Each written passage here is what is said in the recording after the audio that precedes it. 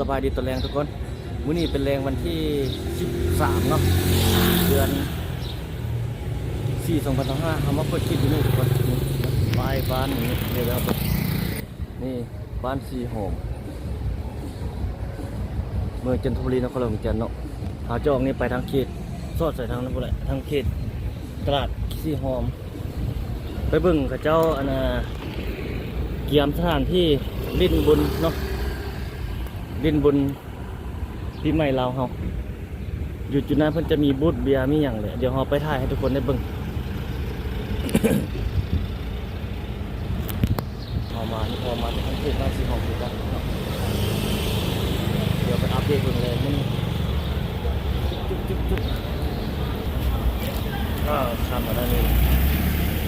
โอ้มันเอาคนลาว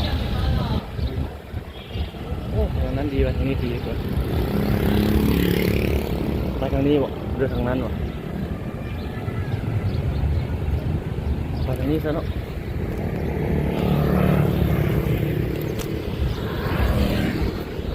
รถก็บ่หลายปานใดเนาะ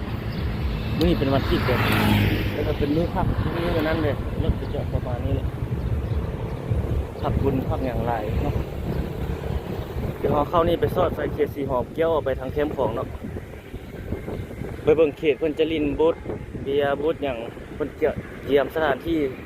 ลิ้นกินดื่มอย่างต่างๆเนาะเป็นจุดซุ่มเซลอยู่ประเทศไทยอยู่ประเทศเพื่อนบ้านมันลิ้นมานี่แล้วเนาะ13 14 15บ่อยู่ประเทศเพื่อนบ้านเขาเนาะคือฝั่งไทยพี่น้องทางฝั่งไทยจะลาวเฮาแม่น14 15 16เนาะก็คือเริ่มมื้ออื่นเนาะเดี๋ยวมื้อนี้ก็เริ่มไปแล้ว หลายบ่อนหลายที่ก็กินอยู่ยาวอยู่เฮือนไปแล้วแต่ว่ามื้อแท้จะเป็นมื้ออื่นเนาะ14 15 16อยู่ในนครหลวงจันทน์นี่เนาะอยู่หลวงพระบางนี่หลายมื้อหลวงพระบางมัน10มื้อผมบอกหลวงพระบางมันเริ่มมาตั้งแต่วันนี้ผมบอกทุกคนเนาะ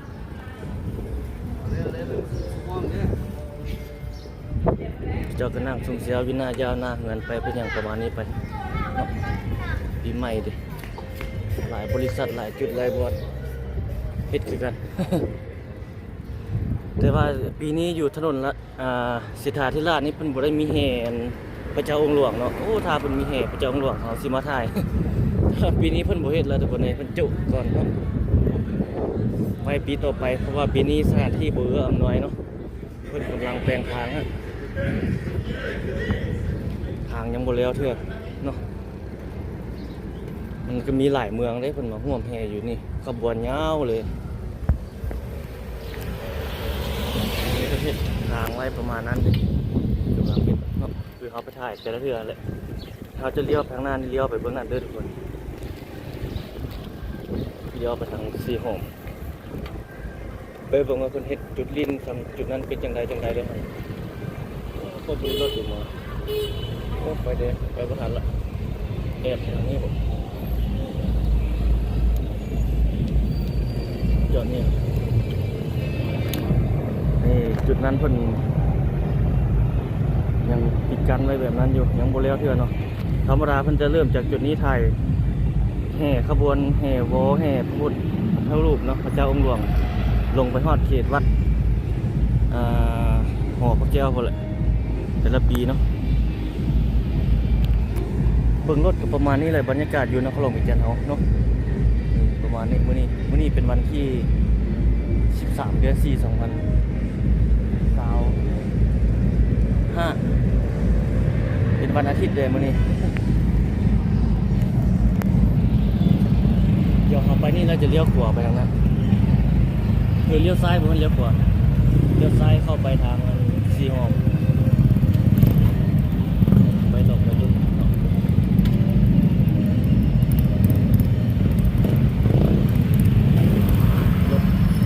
รถเริ่มมาจอดตรงนี้ล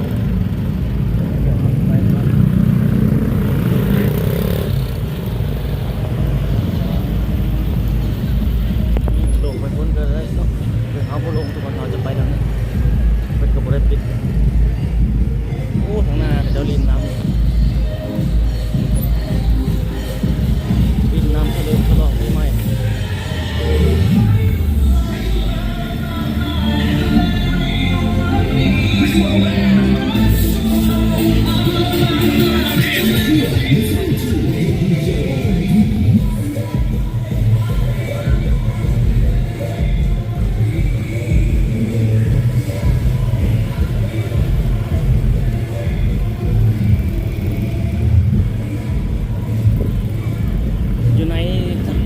อมนี่ก็เป็นจุด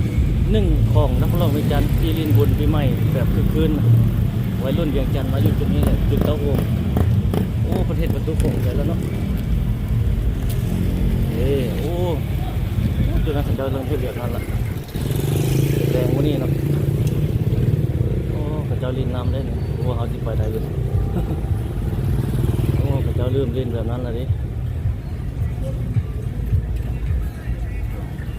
โอ้มีจุดนี้แหละจุดเด่นของนครหลวงจันทร์นะทุกคนแต่ว่า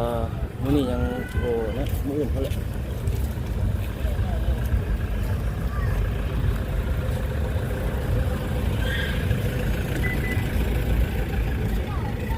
ไปเลาะเบิ่งทุกคนนี้ โอ้เพิ่นเตรียมเรียบร้อยเนาะนี่มีประตูโขงอ่ะโอ้ลินสบายทุกคนนี้แล้วประมาณนี้เลยดิหนทางนี่เลยสัมชิลินน้ำเนาะโอ้นี่พระเจ้าใส่สุดอันนี้แสดงอยู่หัวพระธาตุมาได้นี่เอาเข้าไปเลยก็ฉีดมาจะเข้าไปอยู่เลยนี่ประเทศประตูโขงใช่ไหมนี่ถนนแห่งบุญเนาะ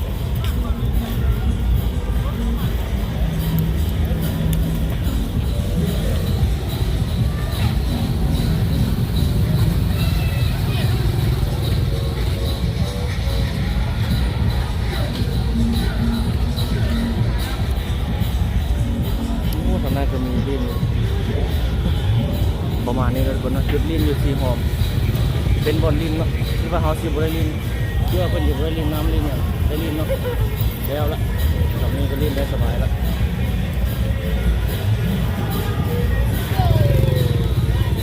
นี่มาทางแคมป์ของ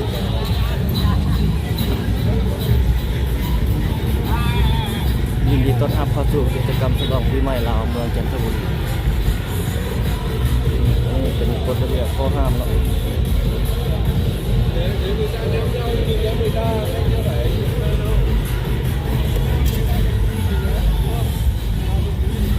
ลิ้นได้นะทุกคน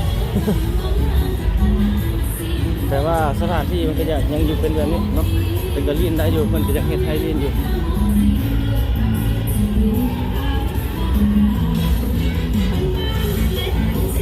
เราขายเสื้อขายของไปจุดนี้เราก็สอดใส่อันแล้วก็ทำแห่งชาติข้างหน้ามันมีการจุดจัดบุญเบียร์โน่นนี่มันก็เห็นแบบนี้อย่างนี้เนาะคนกำลังที่โตบ่โอ้มีเวทีจุดนี้เนาะ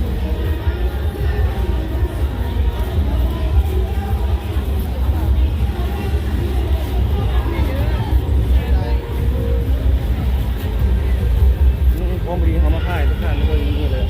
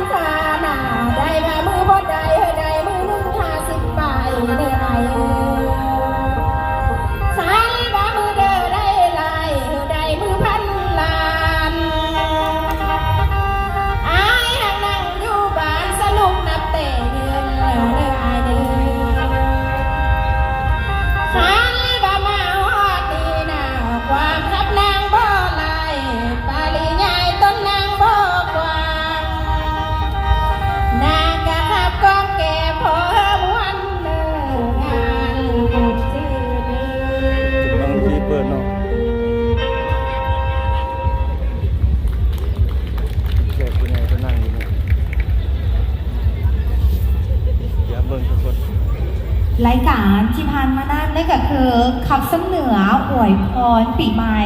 จากนางดาวันวีจีตนองวงศาของพวกเขานั่นเองและรายการต่อไปก็จะเป็นการเป่าแคนวงมูยิงสายสมาคมเสียงแคนลาวขอเสียงต้นมือดังๆอีกครั้งหนึ่ง ขึ้นไปแล้วโอ้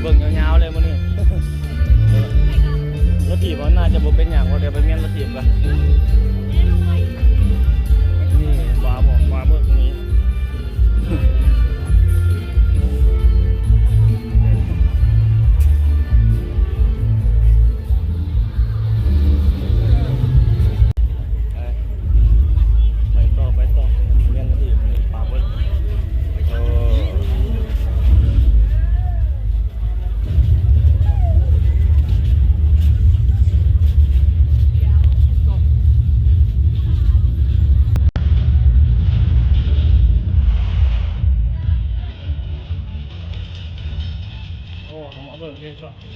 โอ้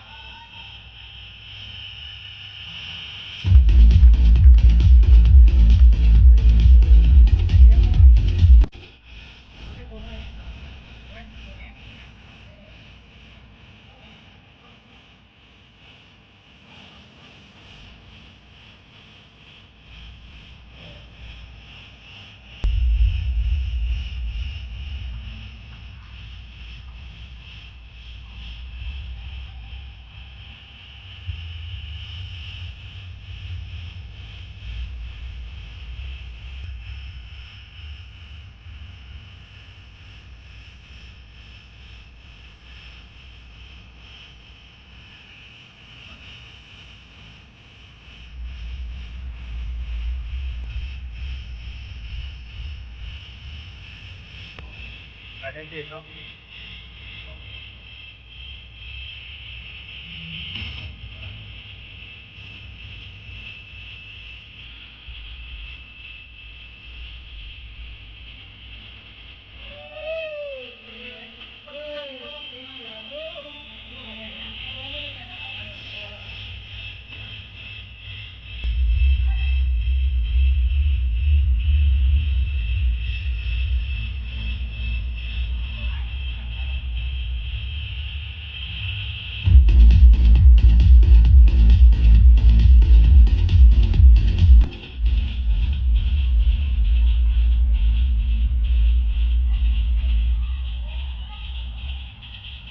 สายแบบนี้ผู้หญิงเนาะ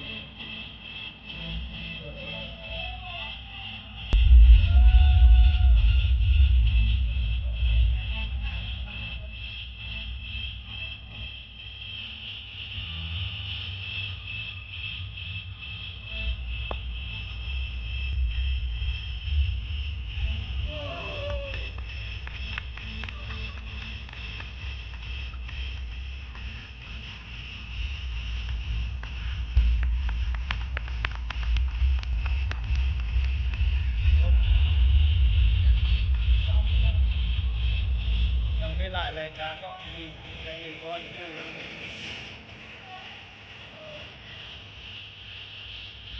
มันเปิดสุดเดือนนี้ยังไม่ได้ดีแต่ยังไงก็อยู่เราไม่ละลาย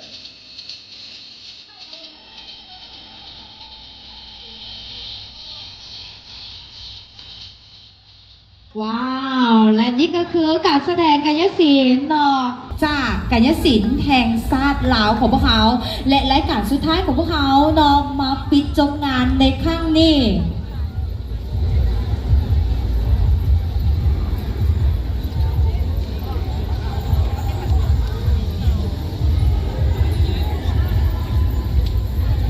และตอนนี้ก็ต้องขอถือเป็นเกียรตินั่นก็คือต้อนรับนอทาน ผู้วงคำสาวของเจ้าของนครหลวงเวียงจันทร์เนาะขอเสียงตบมือต้อนรับทานอีกครั้งหนึ่ง ว้าวเนาะถือว่าเป็นเกียรติหลายๆเพื่อนมาซาดีกว่าผมมานั่นเองก็ถือว่ายังอีกรายการหนึ่งเส้นเดียวกันเนาะถือว่าเป็นรายการต้อนรับคนดีกว่านั่นก็คือบทฟ้อนภูมิใจเกิดเป็นลาวขอเสียงตบมือดังๆอีกครั้งหนึ่งเจ้า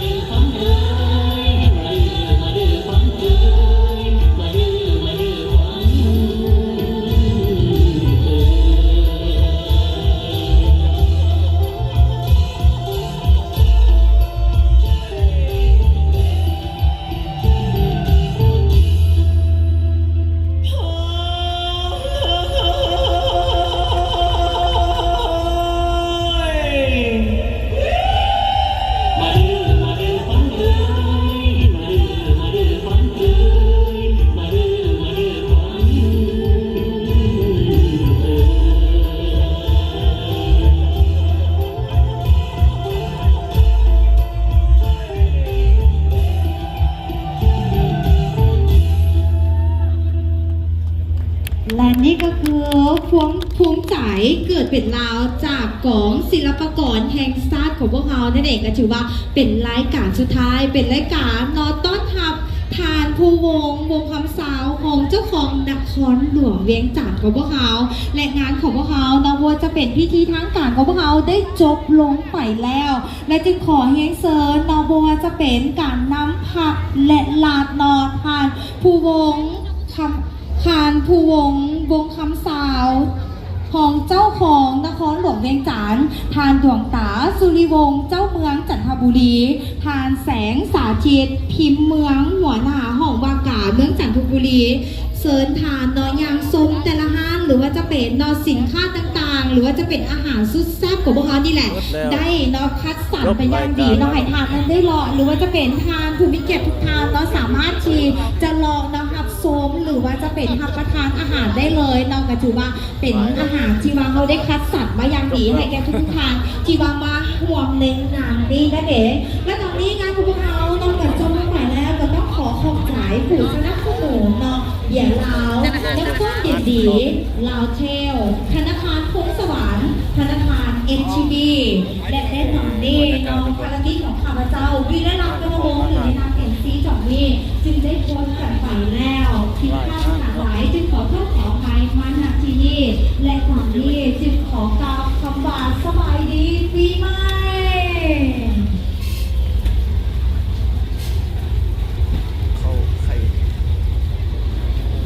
บรรยากาศคนเริ่มไหลเงี้ยแบบรอบตรงนี้จะหน่อยรอบกลับเบื้องนั้นแล้วก็ไปเขตแคมป์ของต่อ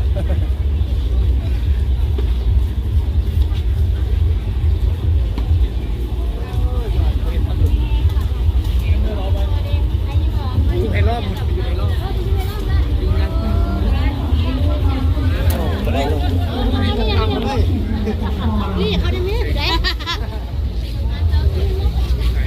เรารถถีบขอโทษเศร้าเอารถถีบง่ายแบบนั้นเลยคนไหล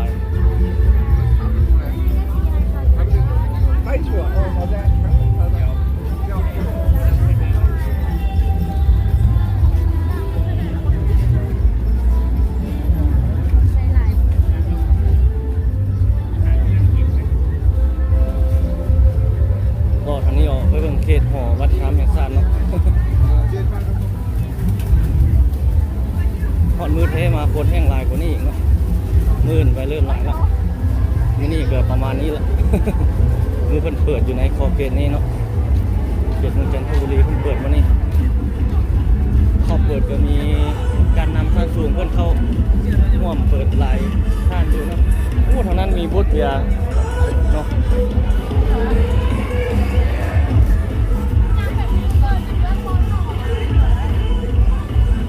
บรรยากาศเริ่มคึกคืนแล้วอยู่ที่นครหลวงเวียงจันทร์เขาเนาะงานบุญสงกรานต์ปีใหม่ลาว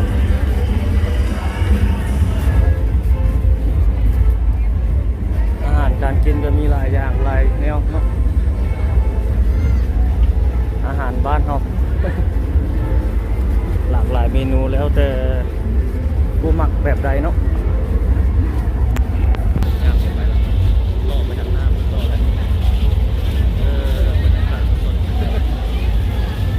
คนเริ่มมาหลายแล้วเนาะอยู่ตรงหน้านี่มีรถเบียร์นำเลยเดี๋ยวไปเบิ่งบรรยากาศแล้วก็ไปแคมป์ของอีกเนาะหลายเลยงานขายเครื่องขายเครื่องเนี้ยอยู่แนวคิดนี่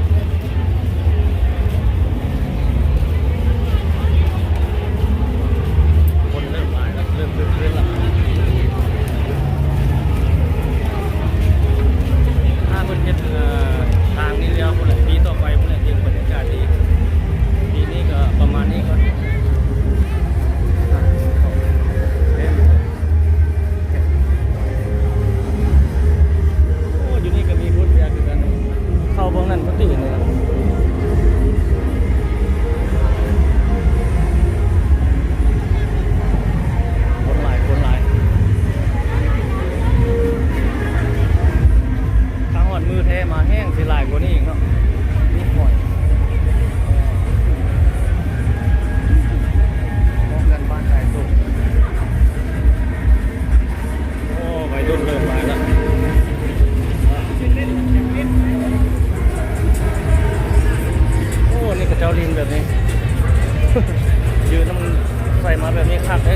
เต้นอยู่นี่เลยแหละ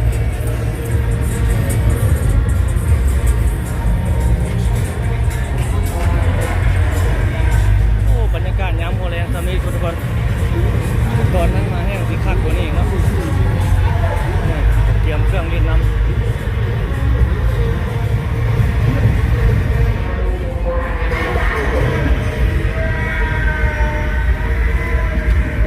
จุดนี้เป็นวัยรุ่นเวียงจันทร์หลายที่สุดทุกคนเลย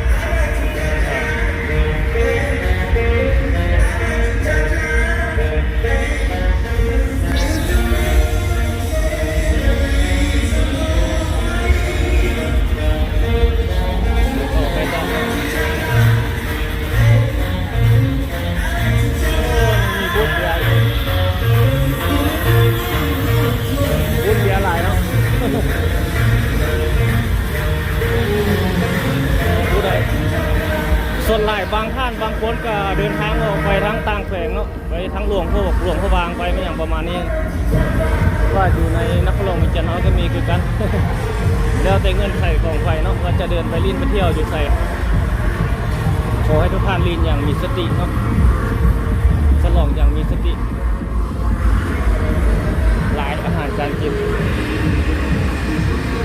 ข้างหน้านี่เป็นบูธเบียร์ให้นิเก้นหอมันทำให้ชาติ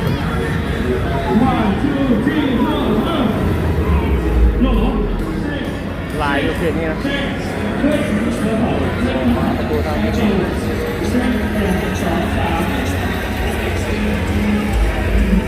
ไม่เล่า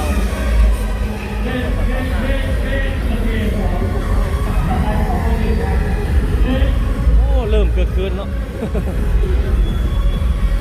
อยู่นี่ก็มีพูดเรียนกันอยู่ทางพวกนั้นก็มีคือกันโอ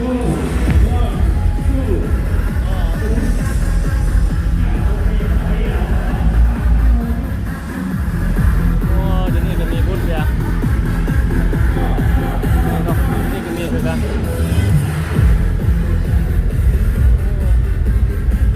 รถตื่นคิดหลายเลย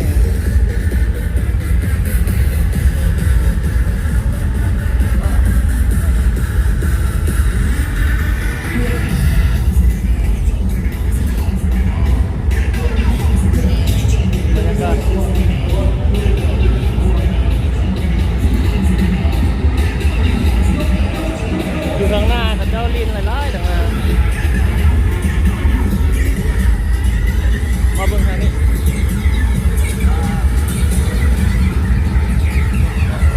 เราดูบูธเบียร์ให้นิดนึง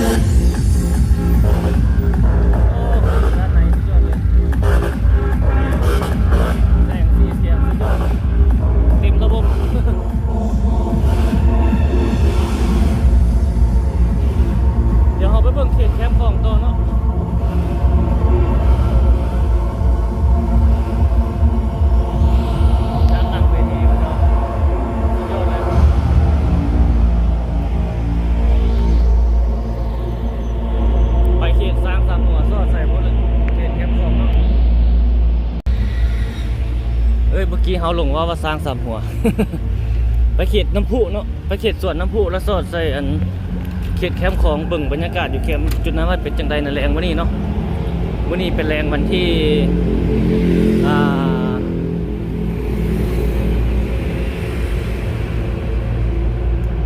13 เดือน 4 2025ทุกคนมือแท้ละ มาเบิ่งบรรยากาศ อยู่ที่นครหลวงจันทร์เฮาการเฉลิมฉลองปีใหม่ปีนี้จะเป็นจังไดเฮาก็จะมาเก็บบรรยากาศให้ทุกท่านได้เบิ่งได้ชมในแต่ละมื้อในแต่ละช่วงเวลาเนาะว่าเฮาจะเก็บได้ตอนใดตอนแรงบ่ตอนสวยบ่รอติดตามเบิ่งทุกคนเนาะอันนี้ทางหน้านี่เขตสวนน้ำพุละเดี๋ยวเฮาไปซอดใส่แคมของคุณต่อบัดนี้เมื่อกี้นี่เฮาไปถ่ายอยู่เขตเมืองจันทบุรีเนาะเพิ่นก็มีพิธีเปิดจุดนั้นอย่างเป็นทางการละปีต่อไปม่วนแน่นอนเนาะปีนี้สถานที่ยังบ่เอื้ออำนวยปานใด จุดนั้นจะกำลังมีการก่อสร้างเนาะปีต่อไปนี่คือคืนแน่นอนอันนี้เรามาเขตนี้เดี๋ยวไปทางนี้สอดใส่ทางนี้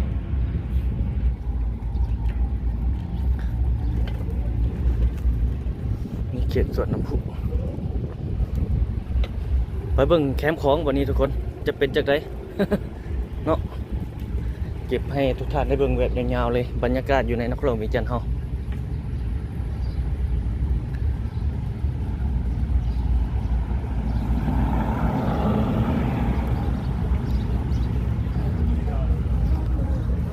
พูดมาแล้วผม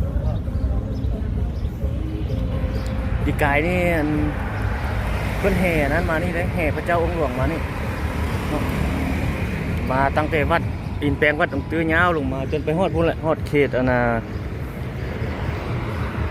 หอพระแก้วแถวนั้นพุ่นแหละสุดหอพระแก้วเนาะแล้วก็มีการนำเพิ่นมาลัดอยู่นี่ทุกคนทางนายกรัฐมนตรีไข่กระนำขั้นสูงเพิ่นจะมาลัดเปิดพิธีอยู่จุดนี้เนาะแล้วก็แห่ผ่านนี่ไปพุ่นเลย แต่ว่าปีนี้เพิ่นจะบ่มีงดไว้ปีต่อไปแห่มาที่พุ่นเลยยาวเหยียดเลยแล้วก็จะมีโทรภาพบอกเพิ่นมา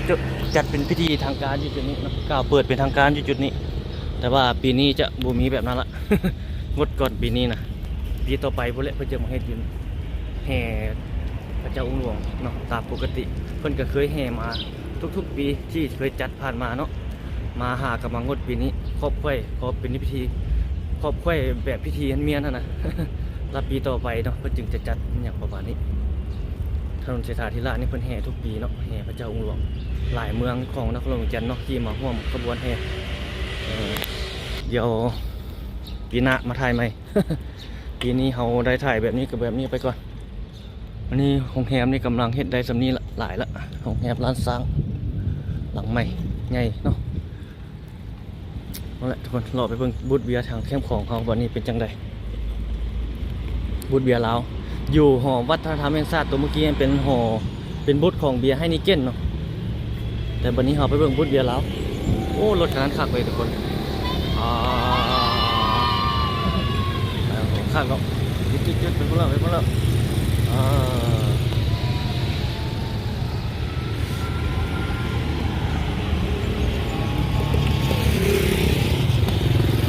ส่งผ้าหดผ้าเนาะตามถนนหนทางนี่หอนมือเทมานะหลายเต็มเลยนี่นะเพิ่งพระเจ้าสาดน้ำอยู่ทางหน้า โอ้คักทันไปเบิ่งบ่ไปก่อนบ่โอ้คัก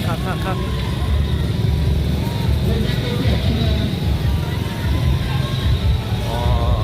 บรรยากาศทุกคน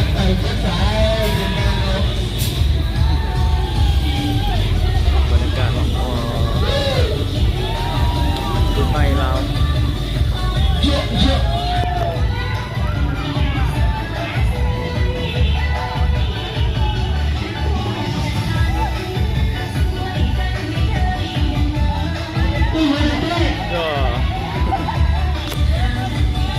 มุดใจที่สาวนี่เด้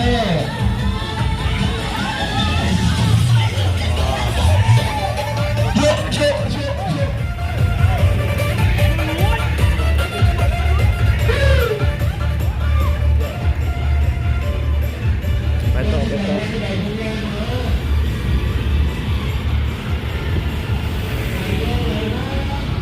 นี่จุดกู้ภัยเพิ่นมาประจำอยู่นี่เนาะทุกคนเนี่ยประจำแบบนี้มูลนิธิกู้ภัยจีน1628เนาะที่ยังมีสติทุกคนเลย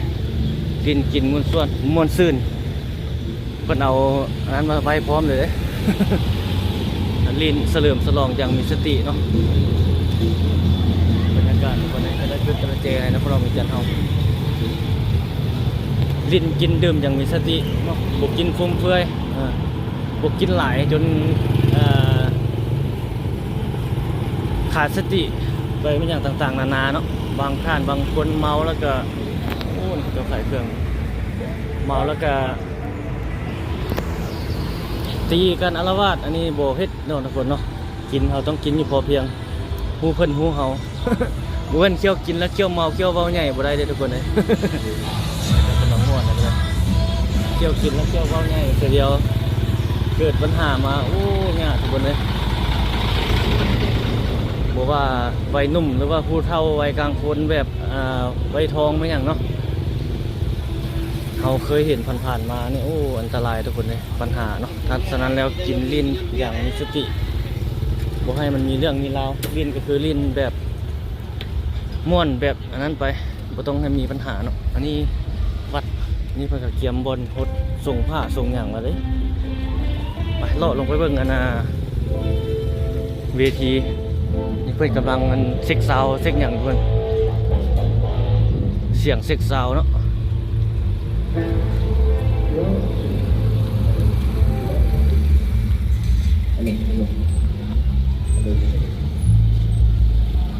โอ้จุดนี้คนขายเครื่องเนาะเดี๋ยวเข้าไปเบิ่งแล้วจะออกมาเนาะ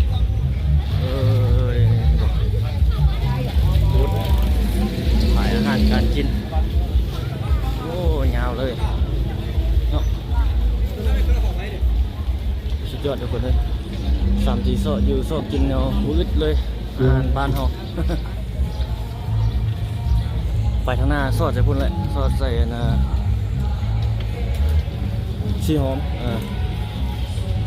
จุดนั้นก็เป็นจุดใหญ่แล้วจุดลิ้นใหญ่จุดนั้น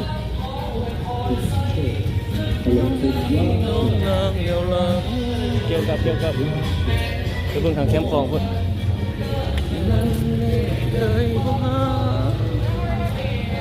โอ้ภาพมุมนี้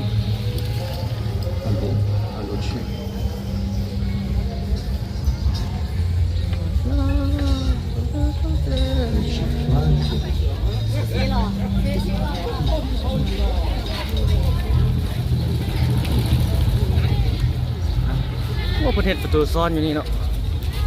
นี่บอกทุกคนนี่ทางหน้า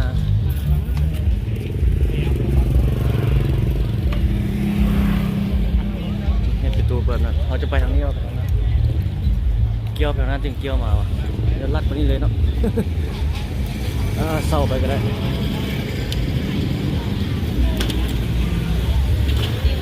โอ้ไปดูงานอยู่แบบนี้เลยขึ้นทั้งสองโอ้รถไปนี่มาอีกเลย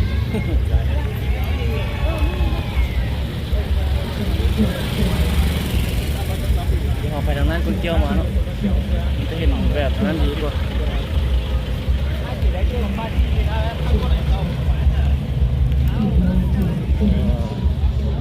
ไปทางนั้นเกี่ยววงเวียนแล้วโลเข้ามาเบิ่ง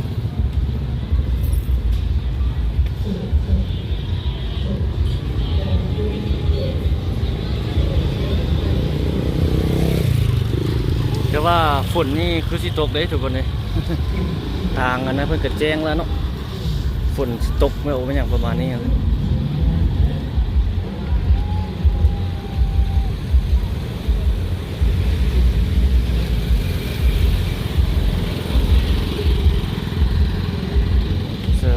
ซื้อเครื่องซื้อของเตรียมเล่นยินบุญ บรรยากาศยามแรงวันเฮาทุกคนเลยช่วงเฉลิมฉลองปีใหม่ลาวเนาะส่งท้ายปีเก่าต้อนรับปีใหม่ลาวเฮาบรรยากาศโดยรวมเฮาเก็บให้ทุกท่านได้เบิ่งได้ชมของแรงมื้อนี้เนาะเฮามาอัปเดตตลอดทุกคนเลยอย่าลืมกดติดตามช่องของเฮาไว้เนาะบรรยากาศที่นครหลวงเหมือนกันในช่วงบุญปีใหม่ลาวเฮา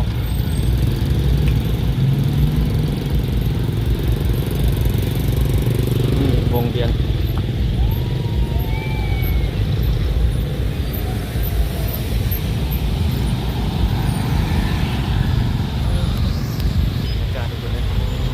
ไปทางหน้าแล้วเที่ยวมาเที่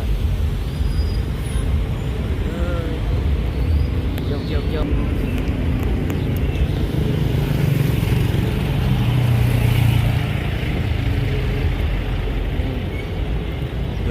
เลย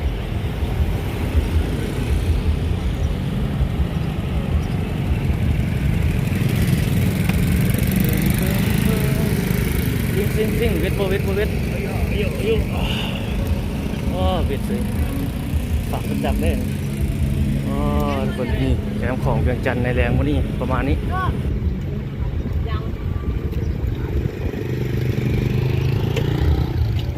ฝนมาหำเนาะตั้งบูธตั้งห้านตั้งอย่างต้องเกียมแบบรับมือกับฝนน้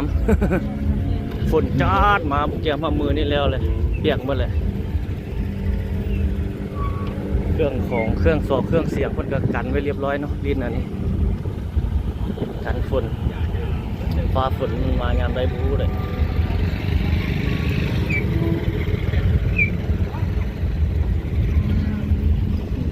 บรรยากาศทุกคนเลยแคมป์ของเวียงจันทร์เฮามื้อนี้โอ้ทางนั้นรถติดเนาะ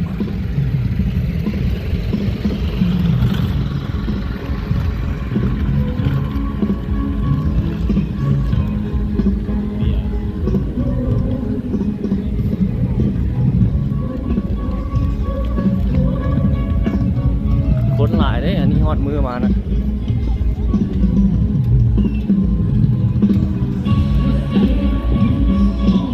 โอ้รถอันนั้นสุดยอดเลย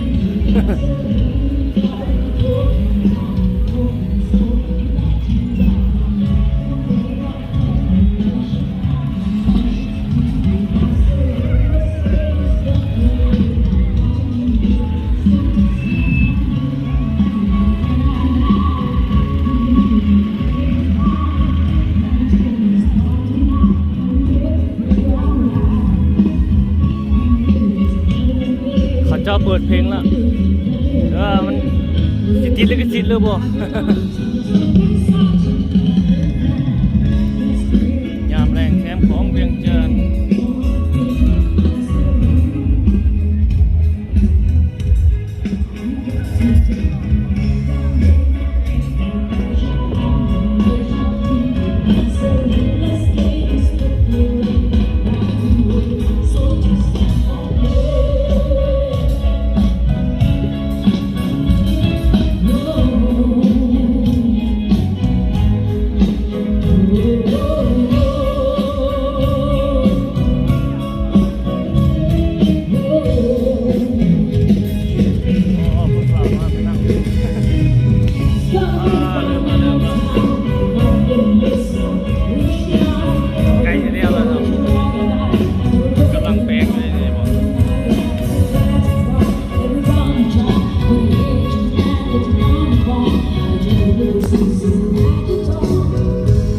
ไปทางเบื้องนั้น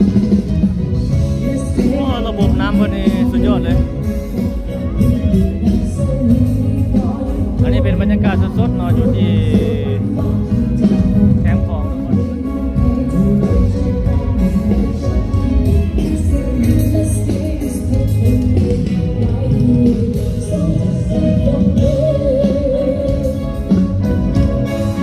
ระบบน้ำ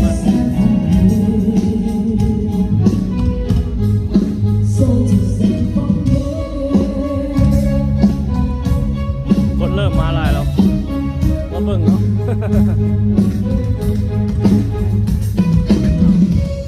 นี่บูธอาหารก็มีหลายเข้ามาในเกี่ยมแล้วบนบ้านเรา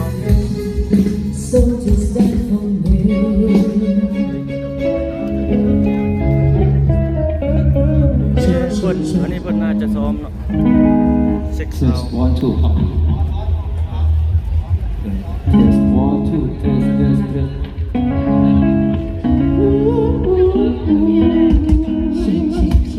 Test 1 2 test 1 2. Hey.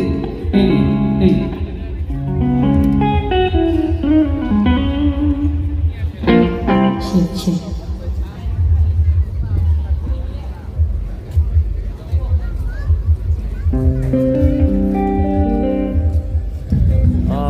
บรรยากาศแบบบูธเราบูธเบียร์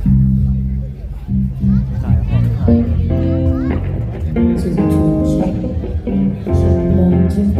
Hey.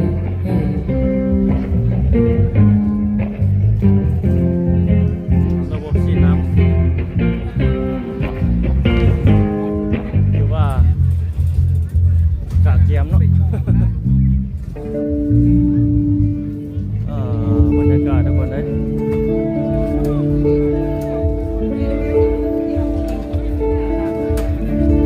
มืออื่นเนาะจังแม่นมือแท้มื้อนี้ก็จะประมาณนี้ก่อนเลยเพิ่นเช็ค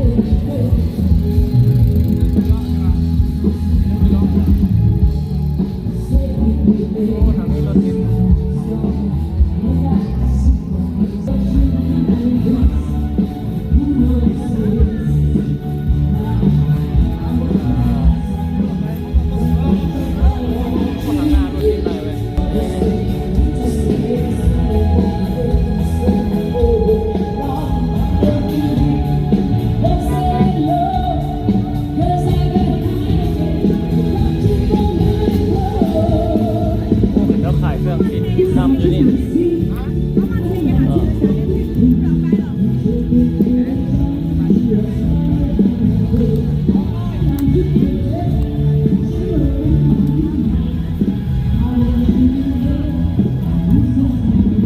สุดยอดแน่นอนทุกคนปีนี้เนาะ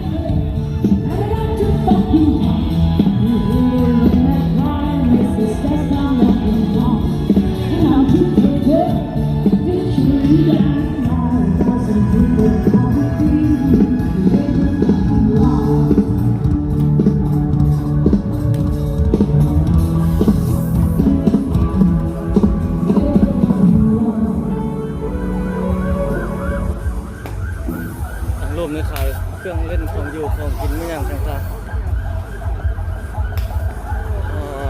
บรรยากาศทุกคนเลยน้ำแหล่งลิ้งโขงเวียงจันทร์เดี๋ยวหาเลาะลงไปทุกคนเลยเขตหูปันเจ้าในวงคนเนาะโอ้ทางนี้รถติดเว้ยเงามาทุกคนเยอะเยอะ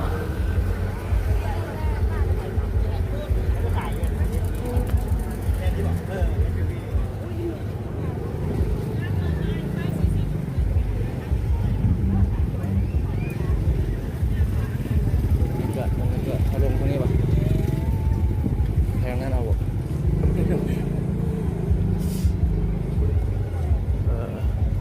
โอ้คนหลาย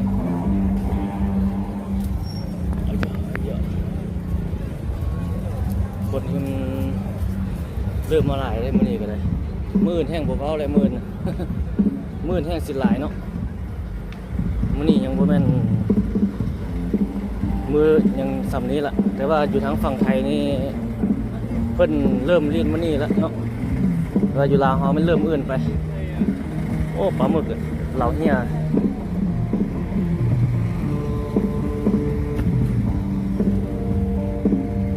ลงมาขายของอยู่ของกิน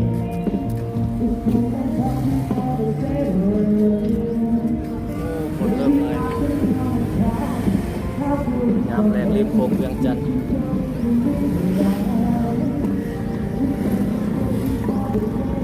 โอ้คนมาหลายเนาะเราลงไปทางนั้นจ้ะ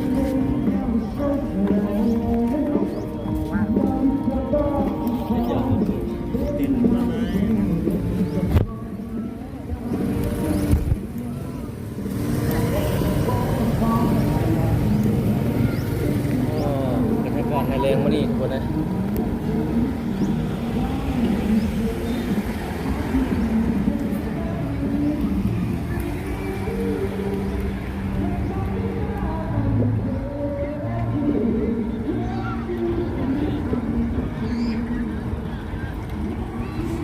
จูนแล้วก็รถวิจันทร์นี่อยู่เขตสีหอมเนาะเขตสีหอมแล้วก็มาจุดนี้ที่คือคืนหลายนะจุดลิ้นปีใหม่เนาะจุดหลายที่สุดมันเขตนี้ทุกคนเลยแต่ว่าอยู่ขอบเขตอื่นอย่างในนครหลวงวิจันทร์ก็มีคือกันเนาะอยู่ตามวัดตามบ้านตามเฮือนเนาะสลองมวลซื่นไปคือกันทุกคนเนาะ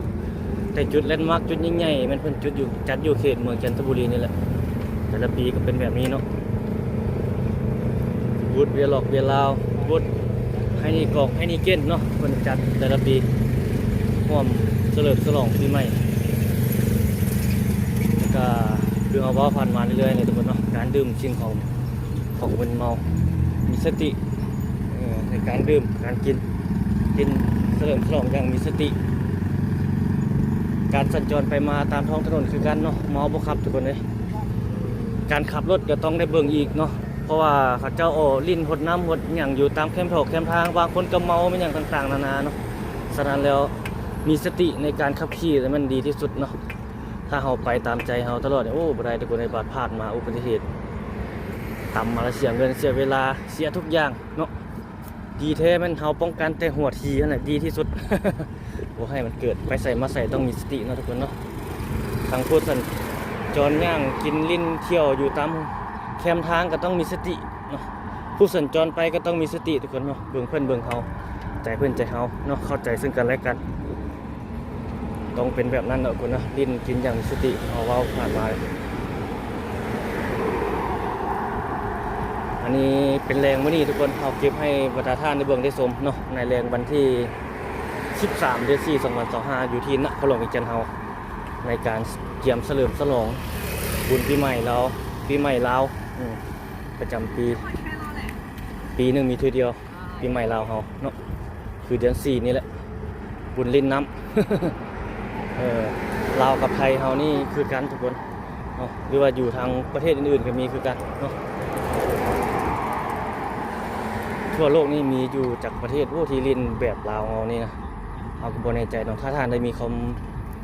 ามรู้ด้านนี้หรือว่ารู้ว่าอยู่ท่านอยู่นี่ก็สามารถคอมเมนต์ใต้คลิปของเราเนาะเพื่อเป็นความรู้แลกเปลี่ยนอยู่ประเทศนั้นเพิ่นก็ลิ้นแบบเฮานี่แหละประเทศนี้เพิ่นก็ลิ้นแบบเฮานี่แหละเป็นอย่างประมาณนี้ครับเนาะ12 ปันนาเนาะเฮาเห็นสุดยอดเลยเขาเจ้าเห็นลิ้นแบบคักหลาย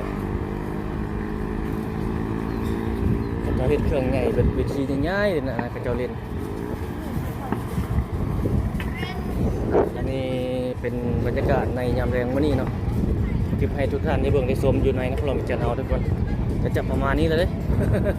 เนาะทางหน้านี่ก็มีคือกันบดเบียร์เนาะเดี๋ยวไปเบิ่งทุกคนเพราะว่า10 ปิดแล้วนี่จุดนี้ก็มีเบียร์แต่ละปีก็มีคือกันเนาะ 2-3 มื้อคือกันเนาะ14 15 16อาหารจีนอันนี้นะคนมากินหลายเนาะจุดนี้แต่ก่อนโควิด-19 ระบาดนั้นเต็มเกียนี้นะห้องอาหารอยู่ในจุดนี้ไข้โควิด-19 ระบาดมาแล้วเงียบมาแบบนี้เนาะเจ้าของกิจการเขาเจ้าก็ล้มแล้วเร็วไปแล้วโควิดมาแล้วเซาหยุดไปเลยบางคนก็บ่เฮ็ดต่อนะนี่เป็นบูธเบียร์ให้นิเก้นข้าวสเบิร์ดเอานี่เนาะนี่ให้นิเก้นเครื่องลิ้นน้ำเขาสุดยอดเลยไฟแสงสีเนาะตัวนี้ลิ้นได้แล้วตัวนี้นะสุดยอดเลยเนาะ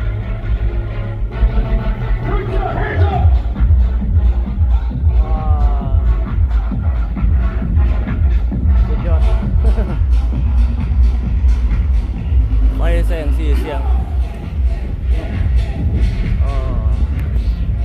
ประมาณนี้ทุกคนสำหรับวิดีโอนี้ขอบใจทุกท่านที่เข้าติดตามรับชมทุกคนอย่าลืมกดติดตามช่องของเราเนาะเพื่อเป็นกำลังใจในการสร้างคลิปเอามาอัปเดตถ่ายทำให้ทุกท่านได้เบิ่งเรื่อยๆทุกคนในแต่ละมื้ออยู่ในนครหลวงจันทร์โอ้จุดนี้เพิ่นปลดฝากรถเนาะนี่ยามบ่พี่ปลดฝากรถจักรรถใหญ่นี่เป็นเดินเข้ามาพี่อันนี้พิษโควิด-19ยังอยู่ทุกคนแบบคือเห็นในตึกห้างอยู่แบบนี้ พิษของโควิด-19เบื้องนั้นของหมอโหสดหลังใหม่หลังคาแดงๆฮะตึกสูงอยู่ท่านเกิดเป็นอันนั้นเนี่ยโอ้ถึงครับไปบ่ได้ที่เอามาติเกียวไปเนี่ยโอ้เขาเจ้าตั้งเวทีใส่แบบนั้นเนาะไปบ่ได้เอาประมาณนี้ซะทุกคนคลิปวิดีโอนี้เนาะขอบใจทุกท่านที่เข้าติดตามรับชมทุกคนพบกันใหม่ในคลิปถัดไปสบายดี